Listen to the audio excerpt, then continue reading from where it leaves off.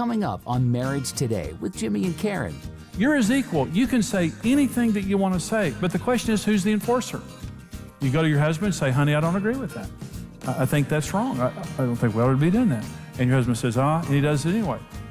Get in your prayer closet and ask God to get him. That's what my wife does. I need to honor and respect you because it is important. To meet your sexual needs, to do the friendship and all the things that are important to a man.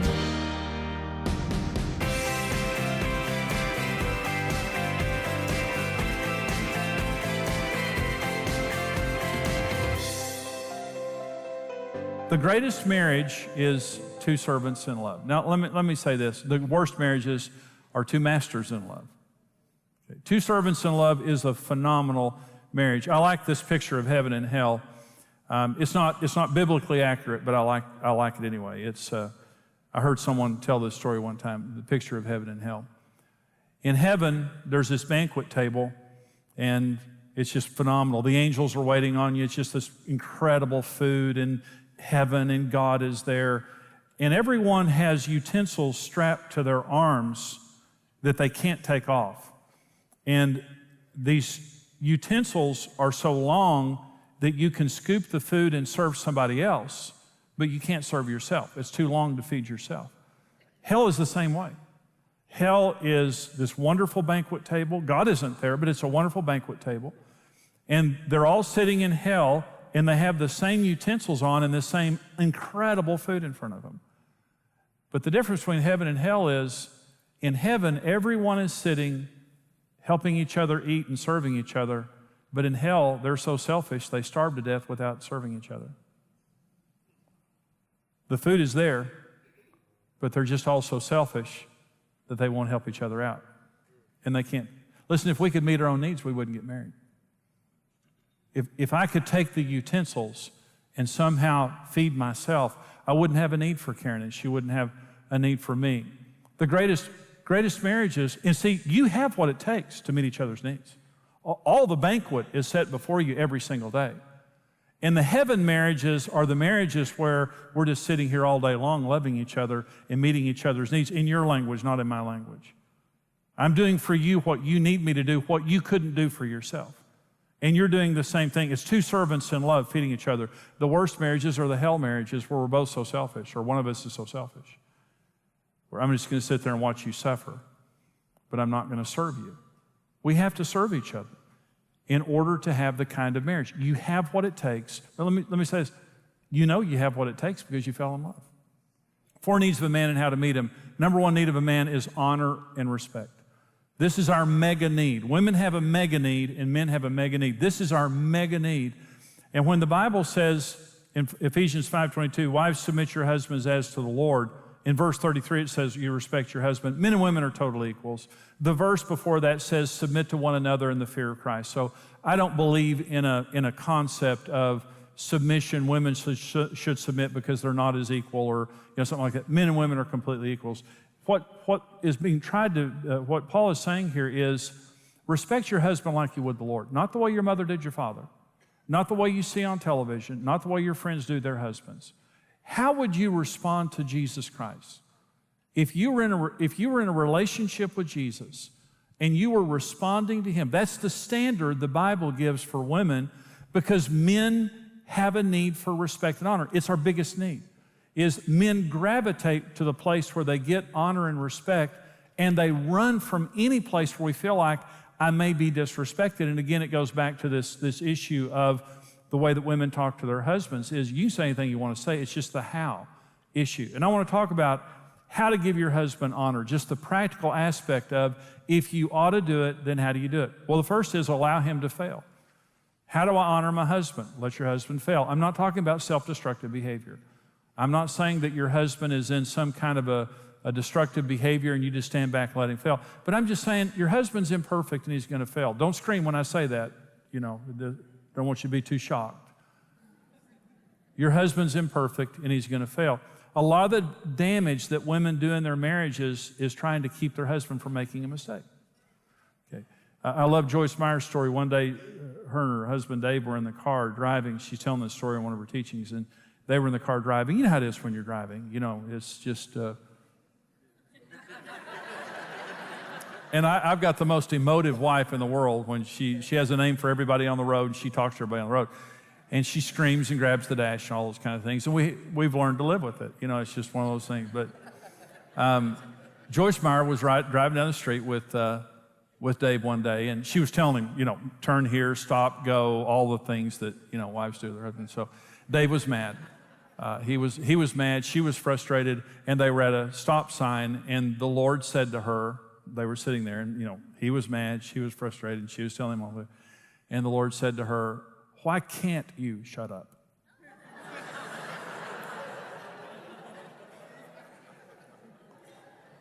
I'm going to milk that for just a minute longer. In other words, just let him go his own way. Let him make a wrong turn. Let him get lost. And by the way, men don't get lost. We're just, it's an adventure. And we don't need some stinking person telling us what to do. But let him make a mistake. You don't have to correct him for everything. That's not your role, is to correct your husband for everything. Just let him make a mistake. And you support him. And in other words, I'm not talking about self-destructive behavior. The second thing is confront your husband, but let God be the enforcer. You're his equal. You can say anything that you want to say, but the question is, who's the enforcer? You go to your husband and say, honey, I don't agree with that. I think that's wrong. I don't think we ought to be doing that. And your husband says, and he does it anyway. Get in your prayer closet and ask God to get him. You know, that's what my wife does. She has a relationship with Jesus. Let me say, if you're telling the truth, God is on your side, and he can change your husband, and it won't drive your husband away from you. Okay? If you're wrong, he would correct you. There's not much of a chance that you're wrong. But there's a chance.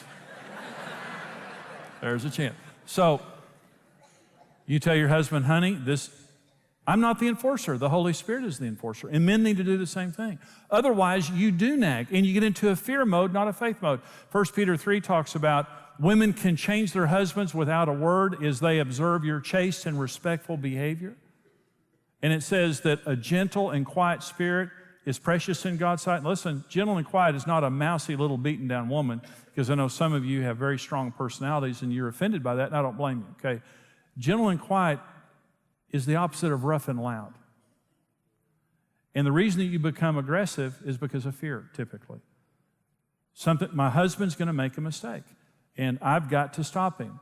No, you need to say what you need to say, and you need to trust God to change your husband. Again, if it's destructive behavior, call somebody in. I'm not saying stand back and watch your husband self-destruct. In the year 1930, 83% of adult Americans are married. Today in America, 49% of adult Americans are married. Everybody has legacy, but how important is it to you that for your children and in your family that they have a legacy of good marriage?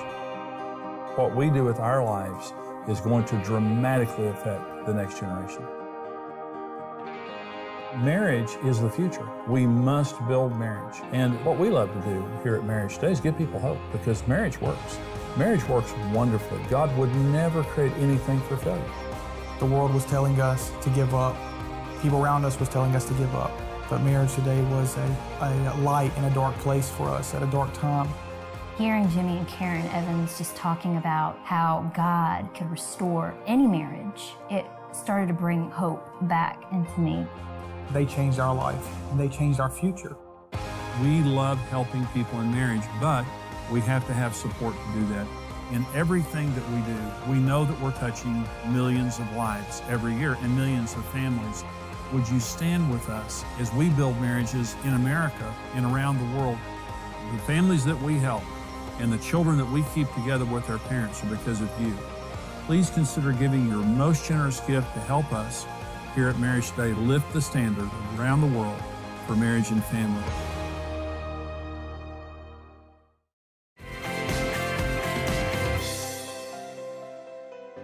The next thing is honor him where you want him to be, not where he is. Honor him. This is what Karen did for me. Proverbs 31 talks about the excellent wife, and it says her husband is an elder in the gates of the city. It attributes it to her, not him.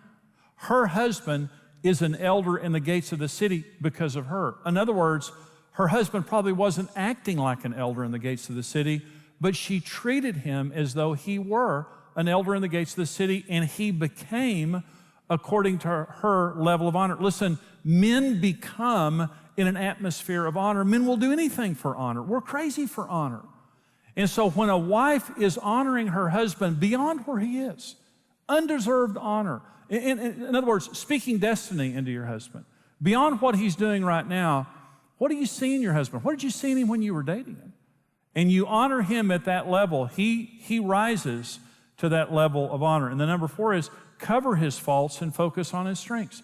The devil is the accuser of the brethren.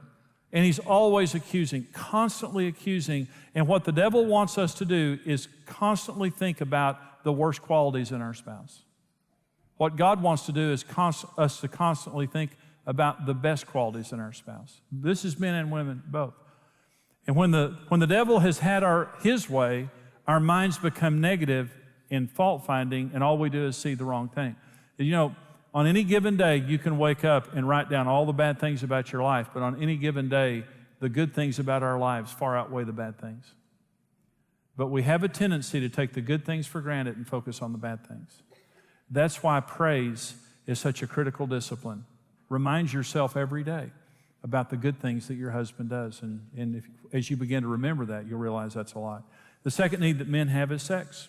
And so men are typically, 20% of women are more sexual than their husbands, but most men are more sexual than their wives. And so the way that you meet your husband's need for sex is, first of all, you communicate to your husband that you accept his need and that you're committed to meeting it. I accept this need. And again, I want to say, when I did pre-marriage counseling for a long time, getting people, couples ready to be married, and regardless of how much I told the young brides about their husband's need for sex, typically 6 months into the marriage, they're convinced they married a pervert, and all he thinks about is sex. And typically, what women do is they sometimes try to shame their husbands out of it. Like, again? It's impossible. This isn't healthy. Again. And lectures and browbeating, and it's I accept the fact that you're more sexual than me. And that's really the way that it is. God gave your husband that need to keep drawing him back to you. Understand that men are visual and physical much more than women. Now, women aren't blind related to sex, but men are visually stimulated. They want to see their wives naked, which means either naked or lingerie, and not flannel, and not canvas, not... I did a seminar one time in Baltimore, and I didn't know there was a stand-up comedian in the audience, and I said, ladies, there's a place for flannel nightgowns, and this guy yelled out, the fireplace. And so men don't need non-sexual touching. We want sexual touching, and we want to see our wives' bodies, and many women don't feel good about their bodies. And this is just, no man should ever compare his wife's body to any other woman. I married the most beautiful woman on the earth, period. When she's 99 years old, she will be the most beautiful woman on the earth, period. And I will never compare her to another woman, period. I will not compare my wife's body to anyone who has not paid the price to bear my children. And so,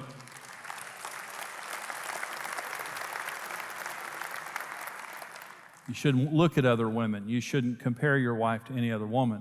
And so, but many women compare themselves, and they don't feel good about themselves, but need to understand your husband has that need. Another way that you meet your husband's need for sex is be more sexual than you feel. So let me rewind here for just a minute. Doesn't matter how you feel, you be sexual.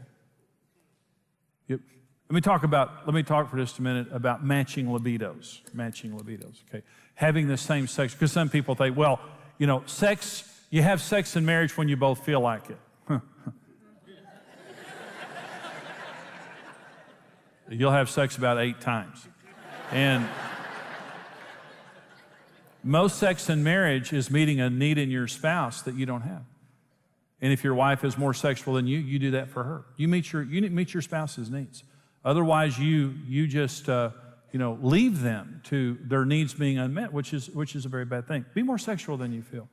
And be energetic and creative in meeting your husband's need. Very important. Fun and friendship is another need that men have. We want to be fun. We want to be friends with our wives. I want Karen to be my friend. I don't want to be mothered. I want Karen to be my buddy. Men want their wives to be their best friends. And that means come out of your world into his world and don't lose your identity in mothering. I'm sure you're a terrific mother, but don't become matronly and don't lose your identity in being a mother and forget that you're also his buddy. You need to come into his world. I love a story that a pastor told about a couple in his church, and their marriage was on the really in a bad state. And this woman went hunting with her husband one day. She knew that he loved to deer hunt, and she said, "Honey, I want to go deer hunting with you." And of course, he was a little worried because he thought maybe she wanted to get him alone with a firearm. And but what she did, she came out of her world into his world and healed their marriage. They went on a hunting trip. Let me say something. Your husband will never be as open with you as when he's having fun with you. You'll be sitting somewhere having fun, and all of a sudden you'll find your husband just opens up, because that's the way we're wired. When you're my friend, I'll open my heart to you.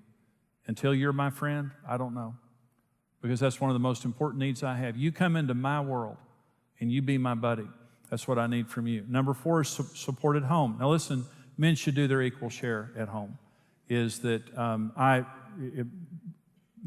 housework, when you get home, your job just started, it didn't end. At home, I vacuum, I take out the trash, I fold clothes, I do laundry. I don't cook for health and safety reasons. It's just better if I don't. But Karen does not pick up after me. I mean, she does sometimes, but I pick up after myself. I don't put those burdens on Karen. And but here's what I need from Karen. Women have the gift of nesting and turning a house into a home. I had a couple one time, and he was an interior decorator. And he would come home, and she had nested. You know, she had the home, and he would redo it. And they were in for counseling. She was mad. Oh, she was mad. And she said, "Now, I like to do my house, and when he comes home, he redoes it." And he said, "But it's technically incorrect." And I said, "You're technically about to get killed." And so, well, I hope you enjoyed that teaching. I hope it helped you. It's from my Marriage on the Rock seminar. It's the most important seminar that I do. It's the biggest seminar that I do. It's actually the first seminar I ever did on marriage, but we just keep updating it. And so right now, we want to get these resources into your hands. Now, you just heard a small part of the full 10-part seminar series. Right now, for your gift of any amount, we want to get you the most important issue in marriage single CD. And it is the most important issue in marriage, and it will bless you. Any amount that you give, we'll put that in the mail to you. Right now, for your gift of $50 or more, we'll send you the full seminar on CD, plus my Marriage on the Rock book. Now, thousands of churches use these in their churches, in their life groups, and thousands of Bible studies all over the world take place with Marriage on the Rock. It talks about sex, money, children, in-laws, blended families, communication, roles in marriage, how to understand and meet your spouse's needs, the 4 foundational laws of marriage, the most important issue in marriage. This is our biggest and best seminar, and we want to put the full CD series into your hands and the book for your gift of $50 or more, and let me tell you, that's a bargain. And for your gift right now of $110 or more, for those of you who are able to do that, we want to send you the 10-part DVD series along with the book Marriage on the Rock, and also our little book, Happy, Happy Love. It is a fantastic book to help you in the area of romance, intimacy, just making your marriage more fun, putting the spark back in your marriage. We want to put these resources into your hands. Here's how you can get them. Marriage on the Rock, the best-selling book and series, is the essential resource to having the marriage of your dreams. Through this power-packed series, marriage expert Jimmy Evans will show you how to deal with real-life challenges and offer easy-to-understand solutions that will transform your relationship. Jimmy will address all the major issues a couple will encounter, like communication, finances, sex, kids, his and her needs, blended families, and much more. For your gift of any amount, you'll receive the CD single, The Most Important Issue in Marriage. For your gift of $50 or more, we'll send you the Marriage on the Rock book and CD series. For your gift of $110 or more, you'll receive the book and DVD series, plus the Passion Reigniting Happy, Happy Love book. Discover God's design for your dream marriage. Whether you've been married for years or just preparing for the journey, experience Marriage on the Rock today.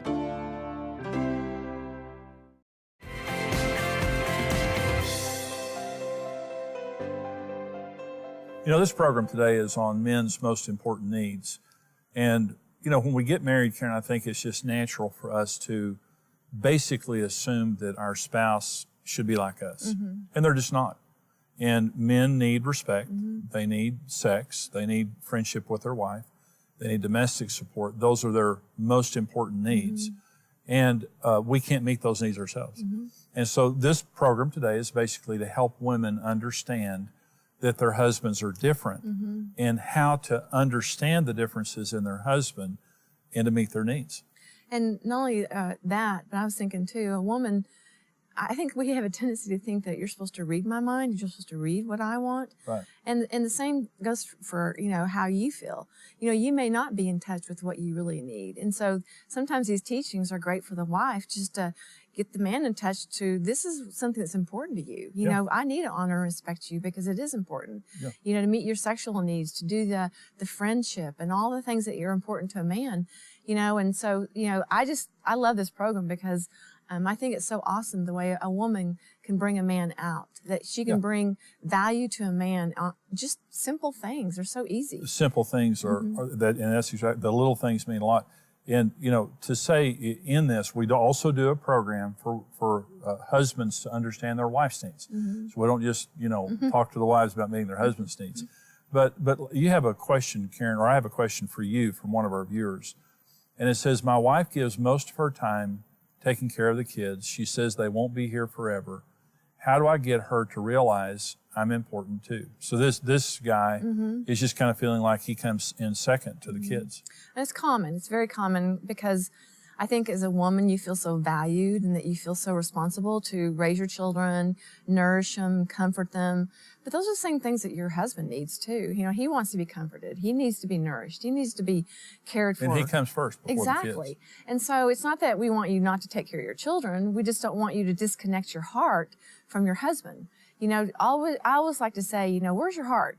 Because, you know, it's one thing if your mind's there and just you're going through the routine of feeding your husband and meeting his sexual needs, but yet your heart's not really connected anymore because you're so concerned about the kids and what the kids need, and they're pulling on you. And so, you know, start out with simple things. Just like we said, it's simple. Take a night out once a week and plan a night just for your husband, you know, and get a babysitter, go out to eat. But you make the plans of saying, you know, I've been tired this week, but I would much rather be with you and spend time with you, and I need that. Tell him, I need time with you. And I said, and you'll win. I mean, it's a win-win situation. Well, and, you know, the thing is that this women sometimes think in terms of, well, the kids need me. They won't be here forever. Here's the other way to say that. Your husband needs you more. And how are your children going to succeed in marriage when you haven't shown them how? When you lay your marriage basically on the altar of your children's well-being, your children are now learning that they should do the same thing. And when your children leave home, your marriage is ruined. Well, and because we did it right, our children do it right. They do it right. They watched us do it, and I'm amazed. They both have kids or have very busy schedules, but they are so proactive with their own relationship. I mean, they make date nights consistently. Well, and you can tell their marriage is very, very good. We loved our children. We loved them the way that we should have loved them, but we put our marriage first. They do exactly what we did. And in other words, you're training your children how to be married. And you should train your children. Your marriage comes first. Your children come after that. And let me tell you, our children didn't leave home scarred because mom and dad put their marriage first. They left home healed, and they left home with the vision of how to do their marriage. And so maybe you're making a mistake right now, but I'm saying to the ladies, your husband comes first, and you need to respect him. You need to, and the children are going to leave home. Well, and the children love seeing parents enjoying That's each other. right. There brings no more security to a child than seeing a husband and wife loving with each other, paying attention to each other. It gives that child security. Absolutely. You know, it is so important in what we're talking about right now for women to understand that you're not getting picked on. This is not something that is just true for you. Women have different needs than men, and men have different needs than women. That's why we do these programs. And what we want to help you to understand is when you come out of your world and you stop trying to force your spouse to see things from your perspective, but you begin to see things from their perspective. In a man's world, we think in terms of, does she respect me?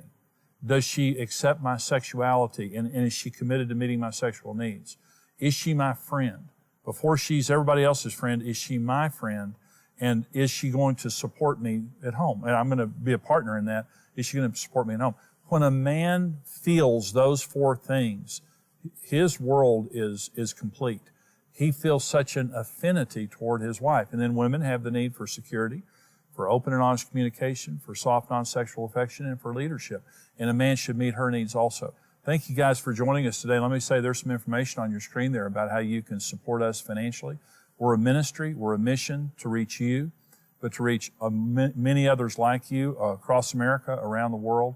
We're broadcast into over 110 million homes in North America every day, multiple times a day, and into over 200 countries worldwide. Plus, we have over 100 resources. We have our website, we have events, we resource thousands of churches and their small groups. We're reaching literally all over the world to help people build marriages that are successful, to help little children stay together with their parents in a secure family, and help to change our society. Our society is crumbling because marriage is under attack. We're raising a standard. We're asking you, if you would, to stand with us financially. You can send it in the mail. You can call us. You can go on our secure website. Please give your most generous gift at this time. Thank you for joining us today. God bless you. Goodbye. I want you to know you were created by love to love. You were created by one to be one. That's who you are. It's not the lucky few that succeed in marriage. All of us can succeed in marriage. Doesn't matter what your past is about. Your future is about God. And anything is possible. And what we have found is, in the good times and the bad times, God is greater than any issue that we'll ever face. You don't have a 50-50 chance. You have a 100% chance if you do it God's way. I've been there, and I know how hopeless it feels. And in spite of us, He made something good out of it. He can do that with anybody. That's right. This is about helping us to have a better future and helping us to build a family that will last.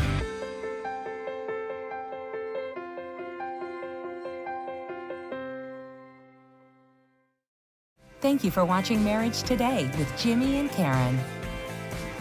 Support Marriage Today with your best gift and receive the series Marriage on the Rock. Don't miss the XO Houston Marriage Conference with Jimmy and Karen Evans, October 15th, 2016, live at Grace Community Church in Houston, Texas. Register online at marriagetoday.com/events. Become a rock-solid partner today and connect with the mission of Marriage Today. Together, we can help couples succeed in marriage. This program is made possible by the generous support of our faithful partners.